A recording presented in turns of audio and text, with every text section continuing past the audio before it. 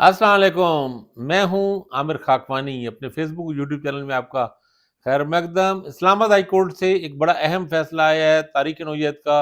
Relief ملا ہے بڑا عمران خان کو اور پاکستان تحریک انصاف کو۔ ان کے لیے ٹھنڈی ہوا کا جھونکا ہے، بلکہ ٹھنڈی تو نہیں کہیں چلا، ہوا کا، تازہ ہوا کا ایک جھونکا ضرور ہے، ایک ریلیف ملا، ایک بڑا فیصلہ آیا ہے۔ اور دوسری طرف یہ بعض حلقوں کے لیے پریشان کن بھی ہے، اسٹیبلشمنٹ کے لیے، حکومت کے لیے، حکومتی لیگل ٹیم کے لیے، اور سب سے بڑھ کے پاکستان مسلم لیگ کے لیے، پی ایم ایل این کے لیے، اور ذاتی امور میں بیٹھے نواز شریف صاحب کے لیے وہ ان کو ایک دھچکا لگا ہوگا یہ اس فیصلے کا سن کے۔ اور میں تو سمجھتا ہوں ایک لحاظ سے چیف جسٹس اسلام آباد ہائی کورٹ کو بھی اچھا لگا، اور جو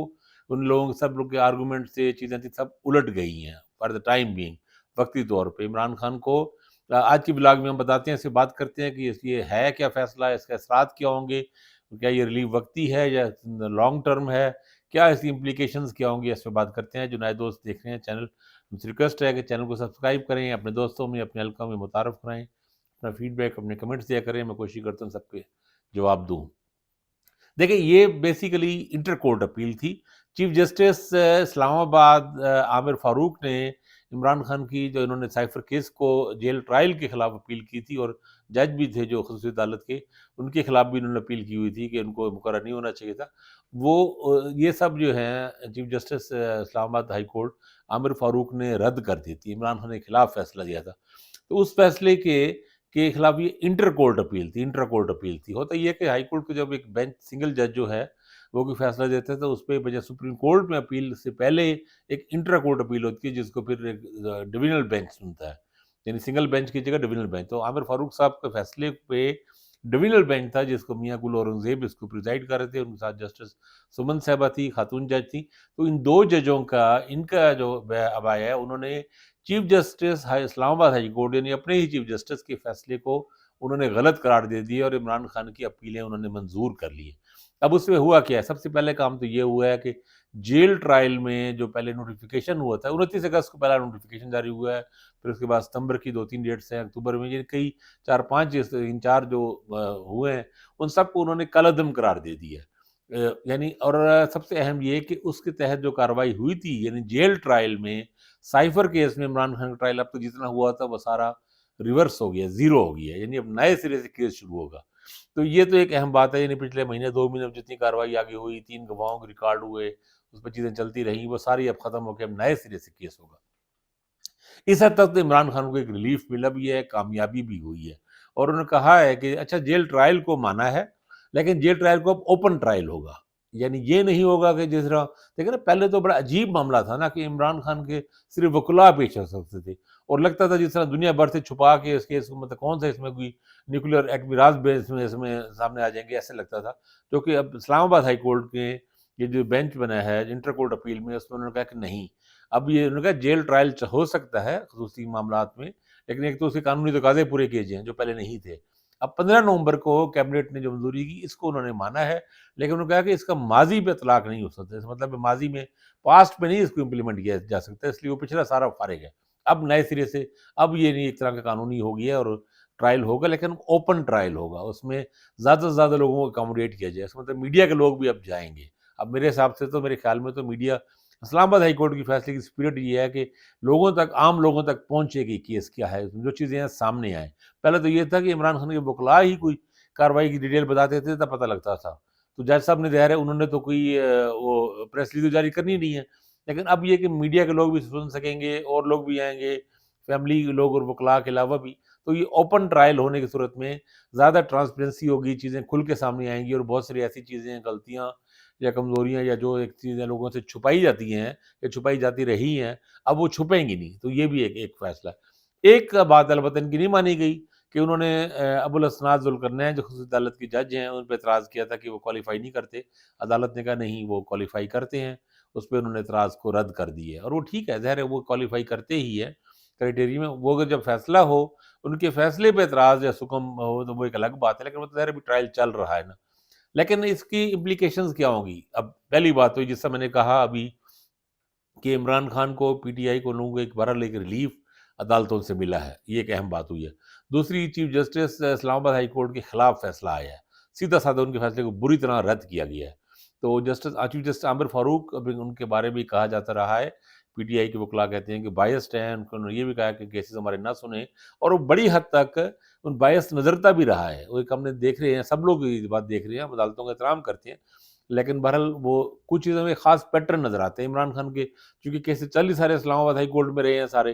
ٹرائل کورٹ وہاں پہ ہے، نیچے تو اوپر اپیلیں بھی وہیں جاتی ہیں ساری، تو ان میں سب کا ایک پیٹرن ہے، ہر ایک کیس پہ، ہر درخواست پہ اعتراض لگتا ہے، اور ایسے اعتراض جو بعد میں دور ہو جاتے ہیں، اس کا مطلب وہ اعتراض برا اعتراض ہوتے ہیں، ایسے فضول سے اعتراضات ہوتے ہیں جو واضح طور پہ ڈیلے کرنے کے لیے، ٹائم ضائع کرنے کے لیے لگائے جاتے ہیں، پھر سارے اعتراض دور ہو جاتے ہیں، پھر کیس چلنا شروع ہوتا ہے، اس پہ نوٹس ہوتا ہے اگلے ہفتے کا، ہفتے بعد پھر وہ پتہ لگتا ہے کہ وہ وکیل آئے ہیں دوسری طرف سے نہیں آئے، وہ آ جاتے ہیں تو پھر کیس، پھر اس پہ کوئی سماعت ہوتی ہے، اس میں پھر ہوتا ہے کہ کبھی جج صاحب چھٹی پہ چلے جاتے ہیں، بیمار پڑ جاتے ہیں، کبھی اور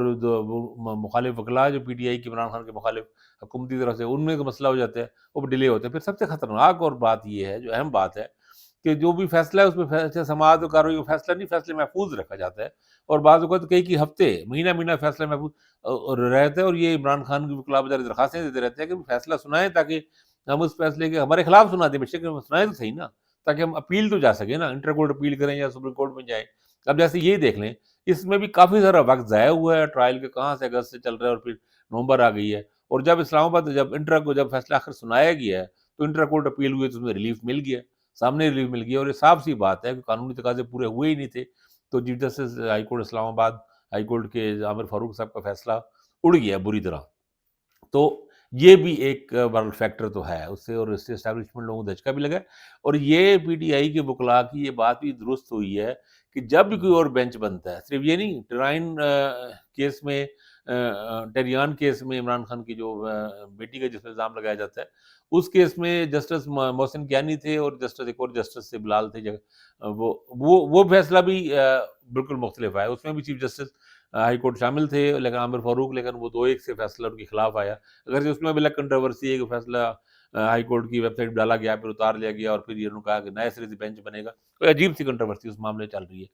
اچھا، جو بھی جسٹس بابر ستار کے پاس گیا ہے اسلام آباد ہائی کورٹ کی، وہ بھی جج ہیں، انہوں نے شاندانہ گلزار کو بھی اور شہر جار افریدی کو ان کو ریلیف دیا، اور بلکہ انہوں نے اسلام آباد کی انتظامیہ کو بھی توہین عدالت نوٹس دیا اور کافی سخت کیا، تو پتہ لگتا ہے کہ عامر فاروق صاحب کے علاوہ جب بھی کوئی اور بینچ بنتا ہے اسلام آباد میں، تو بہرحال وہ قانونی بنیاد پہ، میرٹ پہ ریلیف مل بھی جاتا ہے، کہیں نہیں بھی ملتا لیکن زیادہ تر مل رہا ہے۔ اس کا مطلب ہے اسلام آباد ہائی کورٹ میں یہ مطالبہ پی ٹی آئی کا درست اور وزنی ہے کہ بھئی چیف جسٹس عامر فاروق صاحب بائسڈ ہو چکی ہیں، ان کے فیصلے بائسڈ ہے، اور ان کی جانبداری کی نظر آ رہی ہے عبادی النظر میں، تو ان پی ٹی آئی کے کیسز یہ نہ سنیں، اور کسی بھی کوئی بھی بینچ بنا دے، وہاں پہ 6 ججز ہیں، ان میں سے کوئی بھی بینچ بنا دے، تو وہ ظاہر ہے ان میں سے ایسا نہیں ہے کہ ان میں سے کوئی پی ٹی آئی کا بندہ ہو، بات یہ ہے کہ ایک واضح طور پہ قانونی طور پہ چیزیں، پوائنٹس ایسے ہیں جو پوائنٹس جو پتہ چیف جسٹس صاحب کو نظر نہیں آتے، باقی سب کو نظر آ رہے ہوتے ہیں، تو خیر یہ بھی ایک فیصلہ ہے۔ لیکن اب ہوگا یہ کہ جیل میں ٹرائل ہوگا، نئے سرے سے ٹرائل شروع ہوگا، اور ابو الاسرار ذوالقرنین صاحب ہی سنیں گے، یہ تو بات ایک تو یہ اس کی ہو گیا۔ اب ایسا نہیں ہے کہ عمران خان کے لیے معاملات ختم ہو گئے ہوں، کوئی ٹائم مل گیا ہے، یعنی اگست سے نومبر تک جو یہ ٹائم تھا، وہ ٹائم، اور میرا خیال ہے اب جو انہوں نے چیف جسٹس اسلام آباد ہائی کورٹ نے بھی کہا تھا کہ 2 مہینوں میں اس کا فیصلہ کریں اس کا، تو وہ 4 ہفتوں میں اس کا فیصلہ، وہ دسمبر کی تقریباً مڈ میں جا کے تھا، اب میرا خیال نئے سرے سے ہوگا، تو اب وہ اس پہ بات شاید نافذ نہیں ہوگی، اب ٹرائل نئے سرے سے شروع ہوگا، تبھی آگے چلا جائے گا۔ مجھے لگتا ہے کہ اگر بہت ہی کوئی غیر معمولی اجرت نہ دکھائے گی، جو کہ عمران خان کیسز میں دکھائی جا رہی ہوتی ہے، ڈے بائی ڈے سماعت کی طرف چلے جاتے ہیں اور چیزوں میں چلے جاتے ہیں، تو میرا خیال ہے یہ ایک جنوری میں تک شاید چلا جائے گا، کہ جنوری فروری میں، جنوری تک تو چلا جائے گا، دسمبر میں اب اسے ختم کرنا تو آسان نہیں ہوگا، تو ٹائم ہوا تھوڑا سا ایکسٹینڈ ہوا ہے عمران خان کے پاس، اور اس میں ڈیوریشن بڑا ہے، اور اس سے کہیں نہ کہیں یہ ہوتا ہے کہ پی ٹی آئی کے حامی حلقے ہیں، ان میں بہرحال ایک تھوڑا سا ایک ریلیف کا احساس پیدا ہوتا ہے کہ چلے ہمارے ساتھ بالکل ہی دنیا ہمارے بالکل تنگ نہیں ہوگی، اور ایک کہیں نہ کہیں سے ہمیں کوئی ایک تازہ ہوا کا جھونکا بھی ملا ہے، اس حد تک ٹھیک ہے۔ لیکن اب اس میں دیکھنا یہ ہوگا کہ ابو الاسرار ذوالقرنین صاحب کا رویہ کیسا رہا ہے، کیسا ہوگا، کیا وہ غیر معمولی طور پہ اجرا دکھا کے ڈے بائی ڈے روزانہ کی پیشیاں ڈال کے اس کیس کو جو ڈیلے ہوا ہے اس کو ختم کرنے کی کوشش کریں گے، اور لگتا ہے، اور اگر ان پہ ہم کہنا تو نہیں چاہتے، لیکن اگر مطلب ان کے ذہن میں ہے کہ ہر حال میں ہی دسمبر میں سزا سنا دینی ہے، تب پہ ایسا ہوگا، نہیں تو روٹین میں جو ہو ہفتے ہفتے کی بھی پیشی ہوگی، تو اتنے سارے گواہ ہیں، اور اس میں تو معاملہ یہ جنوری فروری تک آرام سے چلا جائے گا۔ اور یہ سائفر کیس بہت اہم ہے، اس میں سزا پہ بہت زیادہ ڈیپینڈ کر رہے ہیں، کیونکہ نیب کا حساب ریفرنس جو 190 ملین پاؤنڈ والا ہے، اس میں بھی کافی ساری چیزیں بھی ہیں، وہ تو جلدی نہیں ہو سکتا، توشہ خانے کی سزا پہلے ہی معطل ہو چکی ہے۔ تو سب سے زیادہ ڈیپینڈ کر رہے ہیں جو اس میں شریف فیملی بھی، اسٹیبلشمنٹ بھی، عمران مخالف ساری قوتیں ہیں، وہ اسی سائفر کیس پہ کر رہے ہیں۔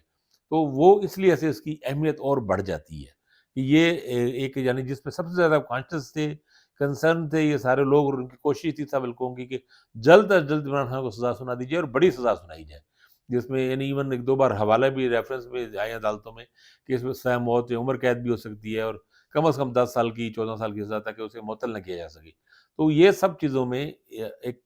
جیسا ٹائم تھوڑا سا ملا ہے اسے، عمران خان کو یعنی ایک اسپیس ملی ہے کچھ، اور کچھ وقت ملا ہے۔ اب اس کو وقت کو کتنا کہ یہ استعمال کر سکتے ہیں نہیں کر سکتے یہ ایک الگ بات ہے، لیکن بہرحال ایک ریلیف ہے، تو ایک بڑی ریلیف ہے۔ اور بعض لوگوں نے کہا ہے دیکھیں جی اس پہ اب اپیل سپریم کورٹ میں وہ مؤثر نہیں ہوگی، یہ پوائنٹس اب استعمال کر لیے یا کہ اپیل میں کام آئیں گے۔ بھائی بات یہ ہے کہ جو جہاں پہ جو چیز کامیاب ہو جائے، کارگر ہو جائے، وہ کارگر ہو جانی چاہیے۔ سپریم کورٹ میں جب اپیلوں میں ہوگی تو نئے پوائنٹس آ جائیں گے، وکلاء کے پاس پوائنٹس کی کمی نہیں ہوتی۔